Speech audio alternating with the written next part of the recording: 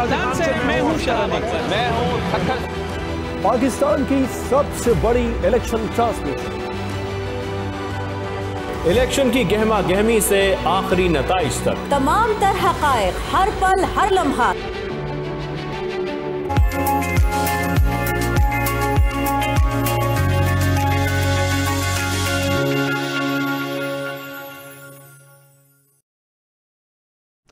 जी नाज़रीन, अब आपको लेके चलते हैं इस्लामाबाद की तरफ, क्योंकि इस्लामाबाद की सूरत हाल जानना भी बहुत ज़रूरी है। तो मेरे साथ मौजूद हैं इस्लामाबाद समा टीवी के ब्यूरो चीफ खालिद साहब। अस्सलाम वालेकुम।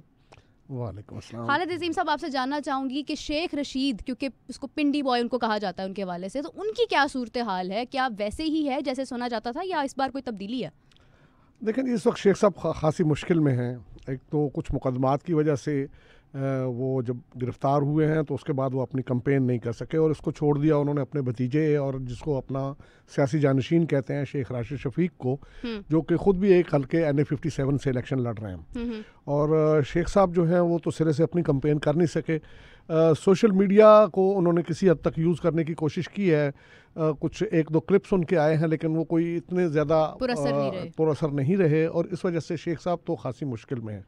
और शेख साहब की अगर बात करें तो शेख साहब इमर्ज किए थे 1985 के गैर जमाती इंतखाबात में और उस वक्त उनको सपोर्ट हासिल थी उस वक्त की जो इस्टेब्लिशमेंट है, क्योंकि एस्टेब्लिशमेंट उस वक्त रावलपिंडी के मेयर जो थे शेख गुलाम हुसैन उनको नापसंद करती थी, उनसे जान छुड़ाना चाहती थी। उनके मुकाबले में शेख रशीद साहब जो हैं उनको अच्छी खासी सपोर्ट मिल गई और वो जीत गए। उसके बाद किस्मत ने उनकी यावरी की और हमेशा वो चलते आ रहे थे। पहले वो IJI के टिकट से, फिर उसके बाद मुस्लिम लीग नून बन गई, तो उसके मदद से वो 1997 तक मुसलसल इंतखाबात जो हैं वो जीतते चले गए। फिर उसके बाद जब 2002 में जमहूरियत रिवाइव हुई तो वो आए और उस वक्त उन्होंने आज़ाद हैसियत में इलेक्शन लड़ा और एक अच्छी परफॉर्मेंस उन्होंने उस वक्त दी कि 2 सीटें उन्होंने जीती। लेकिन चंद ही दिनों बाद उनको पहला झटका लगा जबकि एक छोड़ी हुई सीट पे उन्होंने अपने भतीजे इसी राशिद शफीक को खड़ा किया और वो बहुत बुरी तरह से उसको एक नौवारिद जो है हनीफ अब्बासी उसने शिकस्त दे दी। उसके बाद फिर सूरत हाल ये थी कि उनको अगला इलेक्शन 2008 का और शायद उनकी ज़िंदगी की सबसे बड़ी हजीमत थी कि उस 2 हलकों से उन्होंने इलेक्शन लड़ा और उन दोनों हलकों से उनकी ज़मानत ज़ब्त हो गई। फिर उन्होंने कुछ ऐसा खामोशी इख्तियार किए रखी।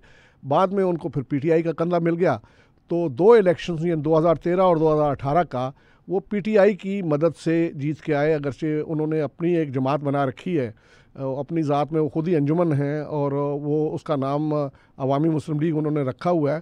तो टिकट वो PTI का नहीं लेते रहे हैं लेकिन वो PTI की हिमायत से जीतते रहे। इस मरतबा एक तो उनके साथ ये मामला हुआ कि PTI ने उनकी सपोर्ट करने से मुकम्मल तौर पे इनकार कर दिया है और उनके ऊपर शकूक शुबहात हैं उनके हवाले से कि शायद उन्होंने उस अंदाज में हमारे इक़दामात जो हैं उनको एंडोर्स नहीं किया। अगरचे वो तो कहते हैं मैंने वफा निभाई है लेकिन PTI उसको मानने के लिए तैयार नहीं। PTI ने उनके मुकाबले में भी और उनके भतीजे के मुकाबले में भी अपने कैंडिडेट जो हैं वो खड़े किए हैं और साफ लफ्ज़ों में मैसेज दिया गया है कि हम शेख रशीद को ऑन नहीं करते।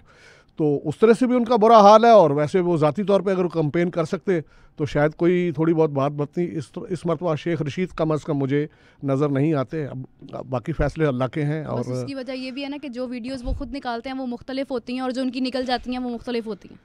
ऐसा भी है लेकिन उसके साथ साथ मैंने आपसे जैसे अर्ज़ किया कि उनके ज़ाती वोट का जहाँ तक ताल्लुक है वो एक्सपोज हो चुका 2008 में।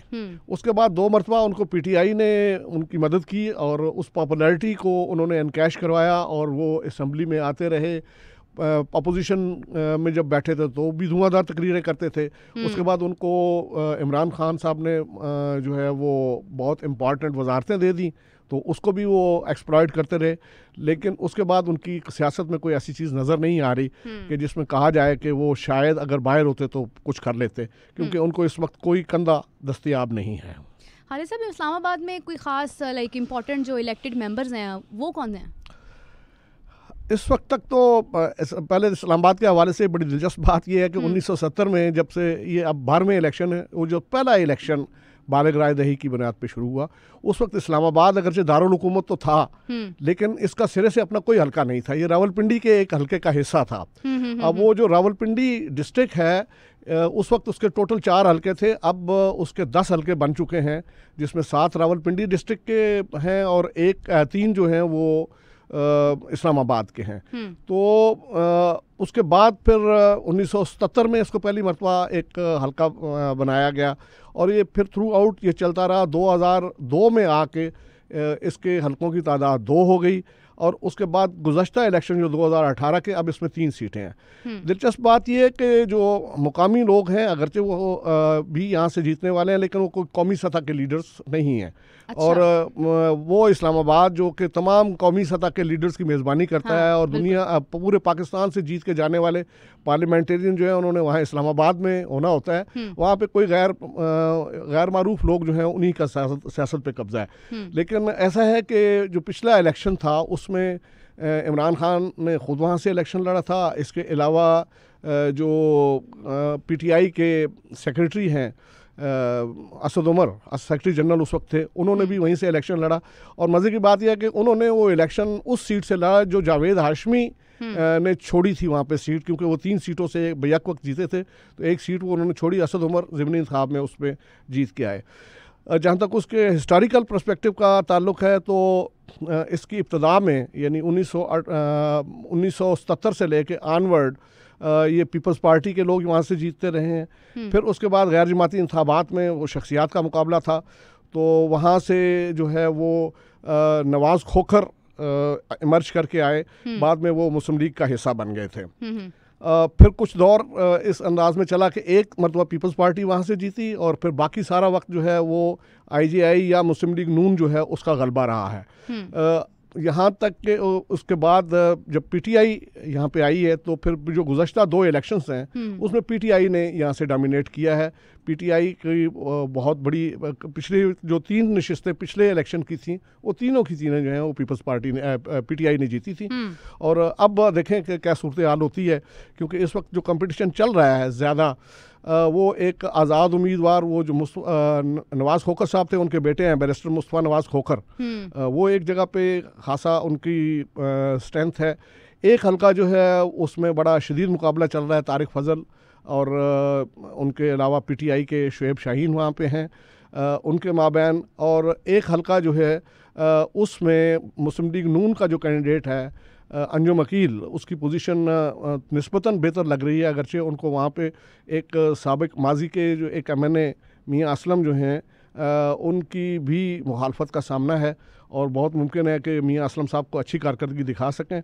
लेकिन बज़ाहिर यूँ लग रहा है कि अंजुम अकील जो हैं उनके लिए मैदान ज़्यादा साजगार है। अच्छा, एक बड़ा इम्पॉर्टेंट सवाल है कि माहौल कैसा है? क्या जो लोग हैं, जो वोटर्स हैं, वो कुछ गर्मा गर्मी का शिकार हैं, एग्रेशन में हैं, या बिल्कुल काम डाउन है?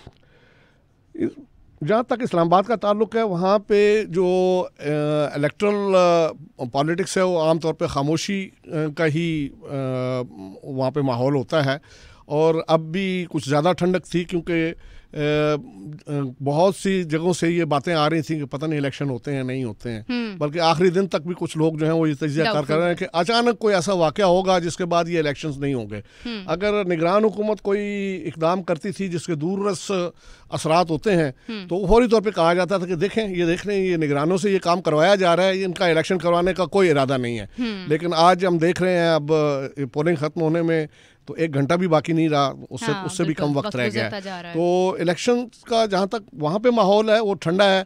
वहाँ पे जो टोटल सरगर्मियाँ हैं, जो बाहर से धरने वरने वहाँ पे जाते रहे हैं, पहले इमरान खान साहब का धरना था, मौलाना फजलुर रहमान का धरना था, एक मरहले पे बिलावल भुट्टो साहब ने और मरियम नवाज़ ने भी अपनी रैली जो है वो वहाँ वो लेके गए। लेकिन जो मुकामी सतह की सियासत है वो इन सारी चीज़ों से बेनियाज है और वहाँ पे कॉर्नर मीटिंग्स भी ढंग की नहीं होती, जलसा तो दूर की बात है। अलबत्ता ये ज़रूर है, एक इस चीज़ को नोट करने की ज़रूरत है कि पहले इससे मोटिवेट करके लोगों को जो है वो इधर लेके आया जाता था कि वो वोट डालें, सियासी सरगर्मी की तरफ आएँ। अब आहिस्ता आहिस्ता ये शऊर आता जा रहा है, क्योंकि जमहूरियत में ये समझा यही जाता है कि इख्तियार का, अवाम के इख्तियार का सिर्फ एक दिन है और वो दिन है इलेक्शन डे। उस दिन उसका हाथ कोई नहीं रोक सकता। नताइज में बाद में कोई गड़बड़ करता है या किसी तरह से भी हो, लेकिन वहाँ पे अगर मेरा बेटा जो है वो अगर उसको मैं बहुत सख्ती से भी कोई हुक्म दे के भी भेजूंगा, वहाँ मैं उसके साथ मौजूद नहीं हूँ, वो अपनी मर्जी के साथ अपना वोट कास्ट करेगा।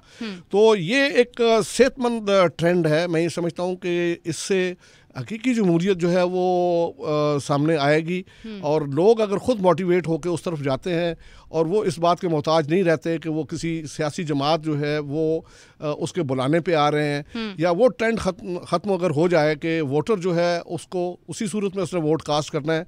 अगर कोई गाड़ी भेज के उसको घर से लेके जाता है और वो वहाँ जाके उसके बाद अपनी पर्ची किसी बॉक्स में डालता है, अब वो चीज़ ख़त्म होती जा रही है। अब बड़ी हद तक इस चीज़ का शऊर आ रहा है और ये ख़ास तौर पे जो न्यू जनरेशन है उनको ये पता है कि ये हमारा राइट है, हम इसको एक्सरसाइज कर सकते हैं और बल्कि ये कहा जा सकता है कि ये उनका इख्तियार है और अपने उस इख्तियार को बहुत खूबी से इस्तेमाल करना जा रहे हैं और आइंदा भी मेरा ख्याल है कि ये इस रुझान में इजाफा होता रहेगा। अवाम जो है वो फैसले लेने की अहलियत रखेगी।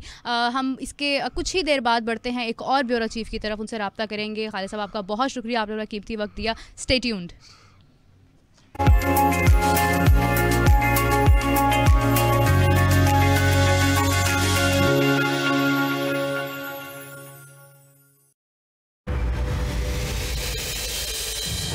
इलेक्शन 2024 पाकिस्तान की तारीख का सबसे अहम इलेक्शन।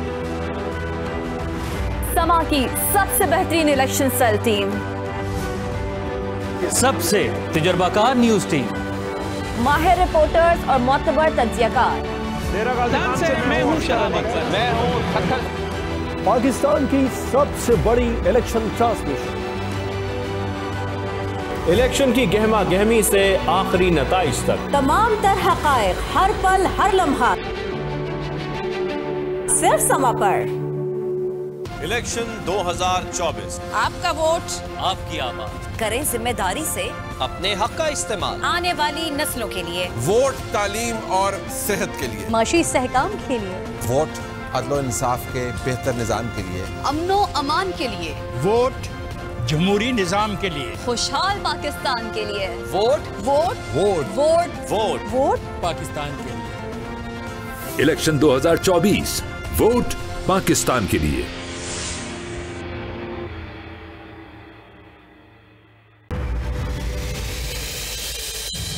इलेक्शन 2024 पाकिस्तान की तारीख का सबसे अहम इलेक्शन। समा की सबसे बेहतरीन इलेक्शन सेल टीम,